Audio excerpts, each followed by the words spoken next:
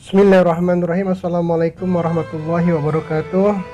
Hamdan wa syukran lillah, la haula wa la quwata illa billah. Asyhadu an la ilaha illallah wahdahu la syarikalah wa asyhadu anna Muhammadan abduhu wa rasuluhu la nabiyya ba'dah. Allahumma sholli ala sayyidina Muhammadin wa ala alihi washabihi wasallim, amma ba'du. Sahabat sejati yang Allah muliakan, semoga pagi ini senantiasa dalam keadaan sehat lahir dan batin, dan insya Allah dalam keadaan iman dan Islam.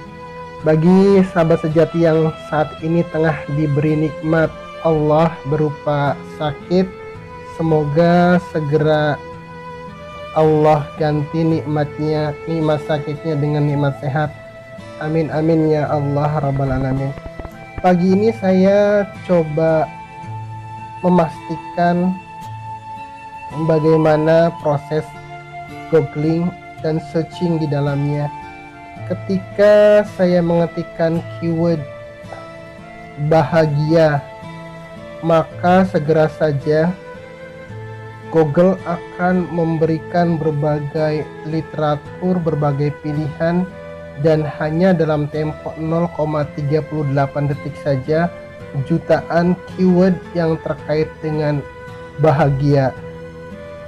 Itu banyak sekali, mulai definisi bahagia, apa itu bahagia, bagaimana bahagia, siapa orang yang berbahagia, dan lain sebagainya. Pun ketika saya mengetik keywordnya dengan kata sengsara, maka hal yang sama, Google akan dengan segera menyajikan berbagai tulisan, berbagai artikel, berbagai suggestion bagaimana caranya orang sengsara dalam tanda kutip, dan siapa saja orang-orang yang sengsara. Jadi Google memang tidak bisa memfilter apa keinginan kita sebenarnya yang tertulis di situ. Google hanya menyajikan apa yang kita tulis. Ketika kita ingin mencari bahagia, maka Google akan mensupport kita, mensuggest kita dengan berbagai tulisan yang terkait dengan kebahagiaan. Pun sebaliknya, ketika kita menuliskan kata-kata negatif seperti sengsara, maka Google pun akan memberikan dan menampilkan pilihan dan opsi sesuai dengan apa yang kita ketikkan di keyword tersebut. Ini hal yang luar biasa, dan kalau kita mau sedikit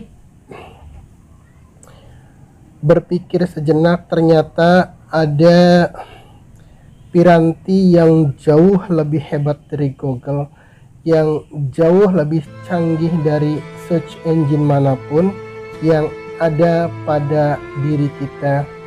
Search engine itu bernama hati. Hati kita merupakan search engine super canggih yang Allah berikan, yang Allah sediakan untuk kita gunakan mencari apapun yang kita mau. Ketika misalnya hati kita atau kita ingin bahagia, lintasan itu kita ketikkan dalam hati, maka sepersekian detik kemudian akan muncul di pikiran dan hati kita lintasan-lintasan bagaimana caranya kita bahagia, apa yang harus kita lakukan, bagaimana kemudian kita harus melangkah, apa yang harus kita persiapkan, kemudian sarana dan penunjang apa saja yang harus kita sediakan, begitu seterusnya. Dan ini lebih canggih dan super canggih. Jadi apapun yang terlintas di hati kita, apapun yang kemudian kita siratkan di hati kita, itulah yang kemudian akan Google tampilkan, dan kita hanya perlu memilih salah satunya saja yang paling mungkin kita lakukan, yang paling bisa kita lakukan untuk menjadi orang yang berbahagia. Pun sebaliknya, ketika hati kita terlintas hal yang negatif, misalkan sakit, maka segera saja berbagai opsi untuk menjadi sakit itu banyak disuggest oleh Google. Misalkan orang yang sehat sebenarnya, ketika kemudian dia selalu menghiasi hatinya dengan hal-hal yang negatif, dengan perasaan sakit, maka yang akan timbul kemudian adalah sugesti yang akan menekan psikisnya untuk benar-benar menjadi sakit. Dan sahabat sejati tidak perlu mencobanya, karena itu sudah pasti, dan mungkin juga sahabat sejati sudah mengalaminya, hanya selama ini mungkin tidak menyadarinya. Ketika kita ingin sakit dalam tanda kutip, maka Allah akan memberikan jalan dan cara untuk kita sakit. Sebaliknya, ketika kita ingin sehat, maka semua fasilitas untuk sehat itu tersedia. Hikmahnya adalah bagaimana kemudian kita harus benar-benar hati-hati dengan hati kita. Hati-hati dengan dengan rasa yang ada di hati kita, karena apapun yang ada di hati kita itulah yang akan menjadi realitas dalam kehidupan kita. Teorinya mungkin seperti law of projection. Jadi realitas kehidupan yang terjadi pada kita hanya merupakan sebuah proyeksi dari apa yang ada di hati. Hati kita adalah sumber data, sumber informasi, sumber keyword dan lain sebagainya, untuk kemudian diproyeksikan oleh pikiran kita untuk tampil dalam layar kehidupan kita. Persis seperti ketika kita membuka laptop, kita sambungkan dengan proyektor dan kemudian akan tampil di layar yang ada di hadapan kita. Ketika file yang kita buka adalah file positif, proyektor akan memproyeksikannya dengan hal positif pula, dan yang akan tampil di layar pun adalah hal-hal yang positif.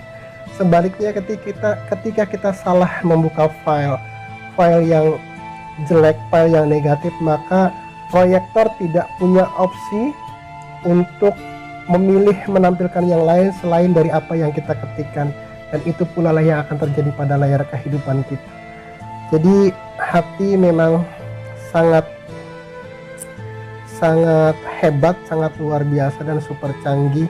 Jadi kita harus benar-benar berhati-hati dengan hati kita untuk memastikan bahwa hanya file yang positif saja, hanya rasa yang baik saja, hanya hal-hal yang baik yang kita buka, yang kita proyeksikan ke pikiran kita untuk menjadi realitas kita.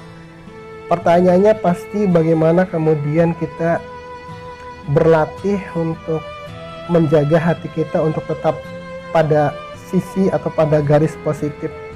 Memang tidak mudah. Jadi hati dan pikiran itu dua piranti yang sama-sama bergerak dengan sangat cepat. Pikiran dalam sebuah literatur itu dikatakan 70.000 kali dalam 24 jam itu bergerak sedemikian rupa. Sementara kolabnya hati itu seperti mendidihnya air dalam panci yang bergolak sedemikian rupa. Jadi dua-duanya sama-sama bergerak sedemikian cepat. Nah, untuk bagaimana kemudian kita bisa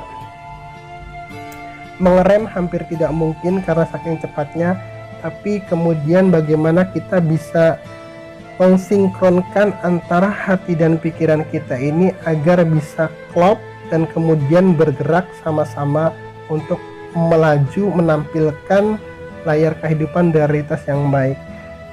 Saya jadi terpikir bahwa bagaimana untuk mensinkronkan hati dan pikiran itu seperti bagaimana kita oper presneling, oper gigi pada kendaraan kita. Jadi harus ada jeda sebelum kita memasukkan atau memindahkan gigi. Koplingnya ditekan dulu, baru kemudian kita ganti giginya dan kita sesuaikan kecepatan kita, kecepatan laju kendaraan kita. Seperti itu pula lah yang saya rasakan selama ini, bahwa memang hati kita, otak kita, pikiran kita itu bergerak sama-sama cepatnya, dan cara untuk mengklopkannya, mensinkronisasinya adalah dengan mencoba mengatur napas kita. Bukan mengatur dalam arti harus menahan napas, tidak, tapi mengamati napas kita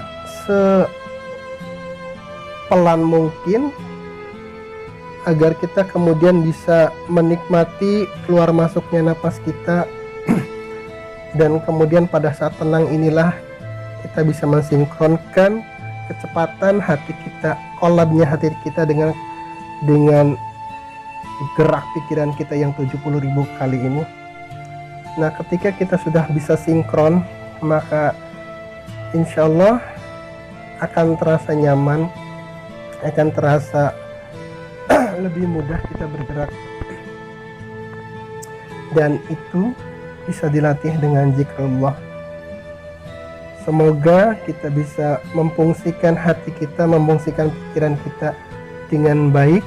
Kemudian kita bisa memilih keyword mana yang harus kita ketikkan di hati kita untuk kemudian diproyeksikan oleh pikiran kita menjadi realitas kehidupan yang baik pula.